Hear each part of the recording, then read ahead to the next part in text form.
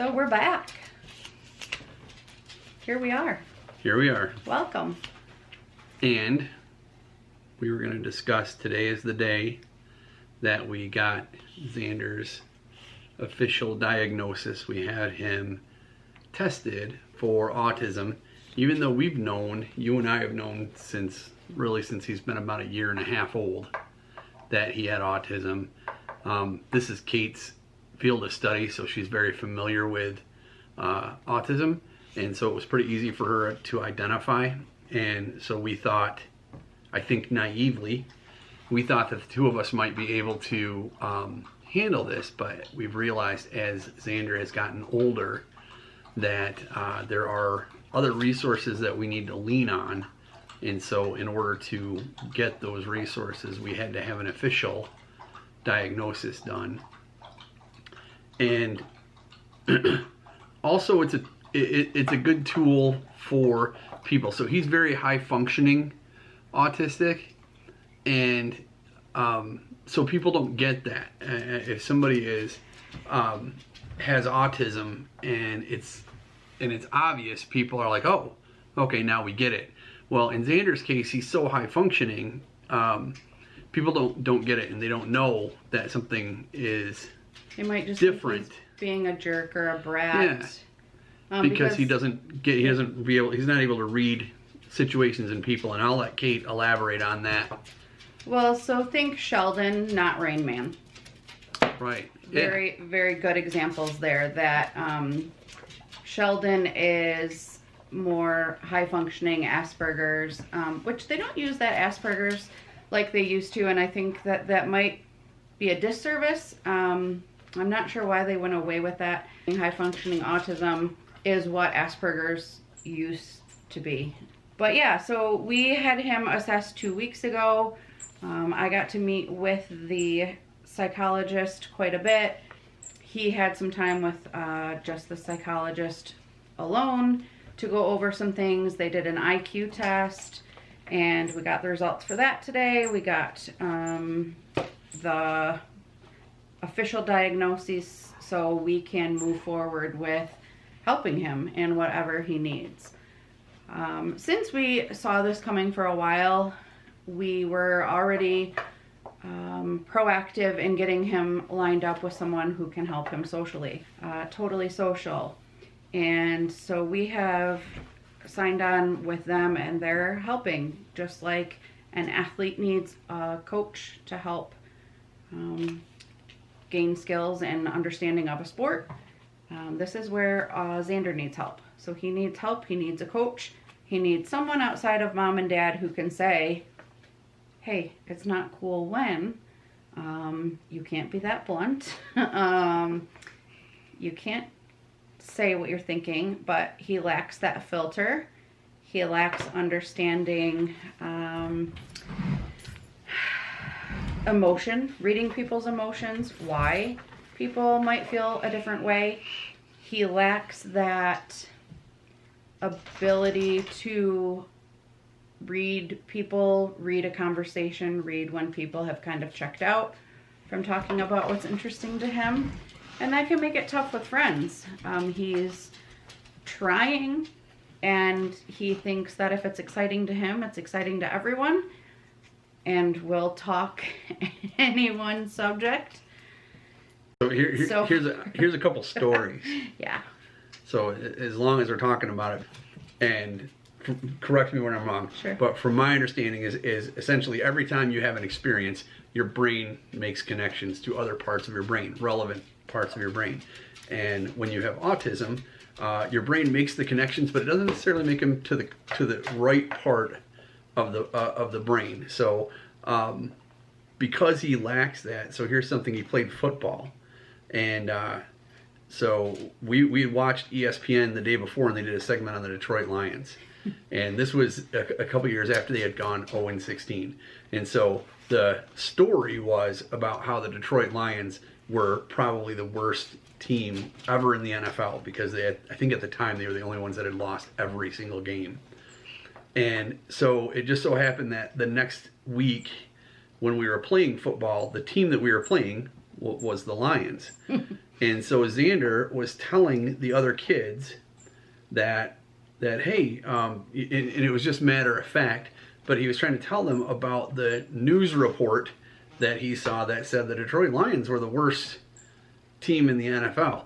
And he didn't mean it and didn't understand it to be, derogatory or digging on the other team, but he got flagged. He got taken out of the game. Our team got in trouble. The coach totally didn't understand it. And Xander's looking around like what? These poor guys are in Lions jerseys. And I was just telling him about the show. They're the worst team. Yeah, so he totally doesn't get that type of stuff, and it gets him in trouble, and it makes people angry. So, and because he has such a high level of understanding, but he can't read emotion, there being a bit of a disconnect there. So I have a couple of little things like straight from the psychologist that I thought might be noteworthy just for anyone else who might be kind of walking a similar path. And it gave like some of his scoring. So his IQ came back as the high end of average for his age. And the psychologist said that's right where you would want. That is the best indicator for a successful learner, a successful employee, a successful adult. You want to fall in this average where they would expect your brain to be functioning. So he fell on the high end of that normal range. They wanted him to be, for his age, between 90 and 110, and he was at 103. So fits in right where he needs to be, which is why academically, school, he does quite well. But some other areas, theory of mind, verbal, was extremely low. And that's his social awareness, social cognition, social communication, restricted interests, and repetitive behaviors were all kind of those big ones that stood out, that to us were no surprise that came back scored like that, as areas that he struggles with, and that is typical of high functioning autism. So, information, because you get so much information. When we left, my brain was so tired. Just an hour and almost an hour and a half of stuff that you're not just absorbing, but then you're trying to think, what does that mean? What's that mean? So what do we do next? So how do we combat that? So how do we help? So what are we doing? So anyway. Something that fascinates me about autism is there's this relationship between the social disconnect and the I guess the savant characteristics. So when Zander was younger, and I don't think we realized how substantial this was at the time, but when he was 18 months, he had all the states and capitals letters, memorized, words, and just numbers, incredible. Yeah. But he had basically eidetic memory. And so we were at Disney World, and we're walking around, and all of a sudden we hear Zander speaking Spanish, and we have no idea what he's saying, where he got this from. We gotta find that video. We do gotta find that video. We don't speak Spanish. And as we put it together, what he had done is, when you go to Disney World, you get on a tram, and on the tram they give you instructions, and they give you instructions in English and in Spanish. Well, he heard it on the tram and memorized it. And so especially when he was younger, he flew through school. I mean, he was off the charts. I was scrambling to find more and more things for him to learn. Because he had eidetic memory. But the flip side to that is that comes with a substantial deficit on the social side. And as we have been really proactive on working on the social skills and the social side, as that has gotten better, the eidetic memory has gone away. And it's just an interesting relationship. And I don't think that we're the only ones that have experienced that. But yeah, it's just neat that there's that connect between those two. And I don't think anybody knows why, but that's absolutely a relationship there.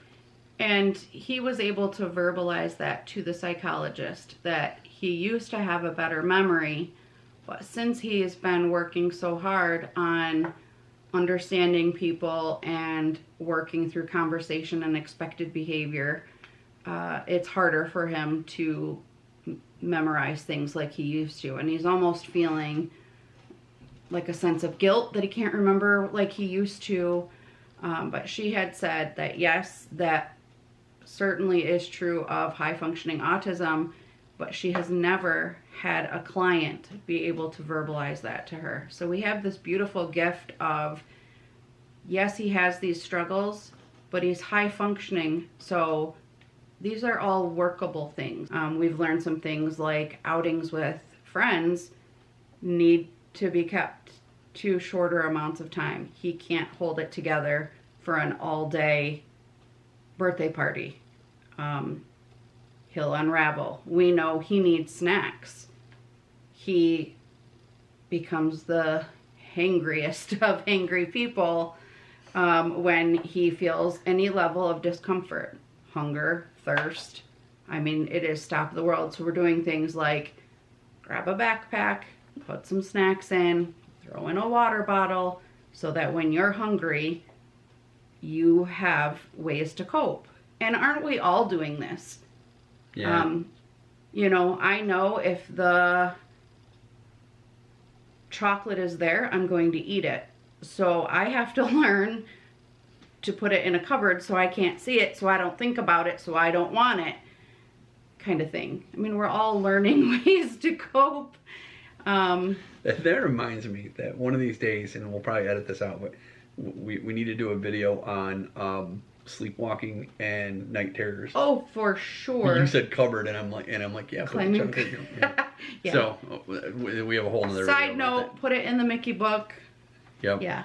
We'll see how it goes. I mean, so we don't even know what is available to us now. But like I said, my feeling was we need it more for Zander to have something to hand to people, so that he's got a, not a get out of jail free card, but an explanation when people want to know why is he so challenging.